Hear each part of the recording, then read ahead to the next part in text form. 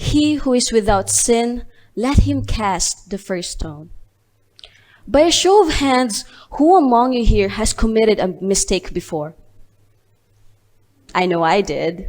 Thank you for that. So we all agree that as human beings, we are prone to erroneous acts or to commit mistakes, right? So please keep that in mind while I go along in this talk.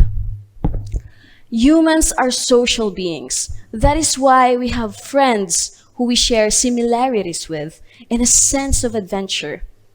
We tend to eat out, plan trips or a vacation, host parties to celebrate our wins in life. Now, these parties or plans are what we look forward to after a long week from school or after devoting hours of our lives in the office. Yet sometimes we cannot deny the fact that these plans or trips are to be canceled due to conflict of time schedule, family emergencies, and so on. One's initial reaction may be of dismay or a deep sigh of disappointment. The term cancel was before equated to a temporary postponement. It was no big deal. It in fact was normal, and we are looking forward to the rescheduling of the said event. In 2019, we all know that coronavirus started to spread, and months later, it became a pandemic. And a lot of people have been suffering because of this until today. Our normal lives was turned into a halt.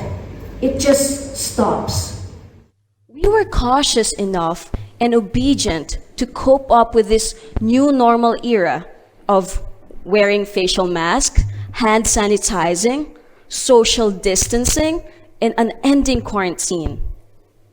At some point, every country has to close its borders, may it be on land, at sea, or even in air.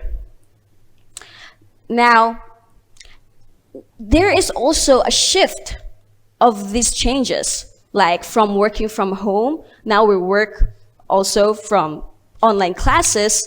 So this pandemic has brought a lot of changes to our lives. Some people may say it's positive, some people say it's negative. But today, I will just talk about the effects on the usage of technology and how it affected our generation. Albert Einstein once said, and I quote, "I fear the day that technology will surpass human interaction. The world will have a generation of idiots." Is this true though? Technology, in particular, the rapid evolution of how people communicate and interact, is another generation-shaping consideration. Now, we may have practiced social distancing and observed a quarantine physically, but we all know that we still stay connected through the web, through our mobile devices, our Wi-Fi, and our high-bandwidth cellular services. Social media's constant connectivity and on-demand entertainment is within our midst. Recent study shows that there is a dynamic shift on youth's behavior, lifestyle, and attitude. Now, I define this shift as cyberdemic because it is an ongoing pandemic influence toxicity using social media. It has created a toxic culture known to us as cancel culture. Now, cancel culture was said it has been originated from a slang term called cancel, which means to break up with someone, in a 1980s song. But until today, there is an ongoing debate about its origins. Today, I will just define it as our generation defines it. It is to banish, to erase, to call out, or you do not exist to me anymore, and worst of all, persona non grata. According to Dr. Jill McCurkle, a professor of sociology, and criminology, the roots of cancel culture has been present throughout human history. That it is indeed just another variation. Societies have punished people for behaving outside the perceived social norms. And cancel culture is just an extension of, or a contemporary evolution in the forms of banishment. They are designed to reinforce the so-called social norms.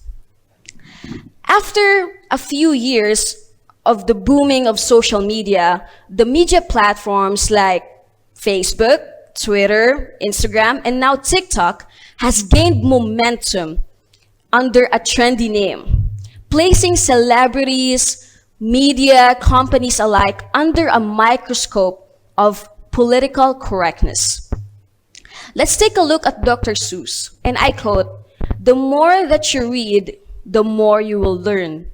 And the more you know, the more places you will go." Familiar? Well, 6 of Dr. Seuss' books will no longer be published because of its insensitive racial depictions of Asians and Black characters. So millennial parents are just done with Dr. Seuss. They're done buying it because of its racially insensitive undertones. Now, another example would be J.K. Rowling, the author of the famous Harry Potter. She is no stranger to controversy. She is actually condemned because of her anti-trans comments. Last year, there was a Harry Potter book-themed festival where it got canceled because of Rowling's insensitive remarks online. Now, what about recently? Have you seen it on the news? Like, last March 27 exactly, the 94th Oscars Academy Award. If you don't know, I'll refresh your memory. Actor Will Smith was in headlines internationally because he walked onto the stage and slapped comedian Chris Rock after him having a joke about his wife. Now, as any young adult, my first thought was, who are they canceling this time? So I went to Twitter and TikTok, and it seems like people has a split opinion about it. And then another thought went into my mind. Is slapping the same as stoning a person? What about public shaming? Some people say whenever we call out or we cancel someone, we hold them accountable. It's like a wake-up call, like a teaching moment for them to learn from their mistakes and for them to do better in the future. Yes, I do agree, because it is the core essence of a democratic society. Freedom of expression, free speech, an alienable right. However, are we really holding them accountable, or are we just punishing them for the fun of it? Cancel culture allows and cultivates this public shaming online. Public shaming is actually just an umbrella term that encompasses carrying forms of punishment and utilizes to target something or someone in the attempt to disrupt, criticize, and delegitimize. It uses social media to create discourse within in-groups and out-groups, creating a collective we. Bandwagoning, crab mentality, mob mentality, online vigilantes are now reborn, given limitless power and spaces to do one thing. That is to banish one person. I don't know if you have realized this, but every time we cancel someone, they may lose a job, miss an opportunity, or worse, all their hard work all these years will be gone just like that. Can you imagine our surveillance society? how it brought us back in time. Bowing our heads, kneeling, and falling into our knees because of these outrageous atrocities that the society has bestowed upon us.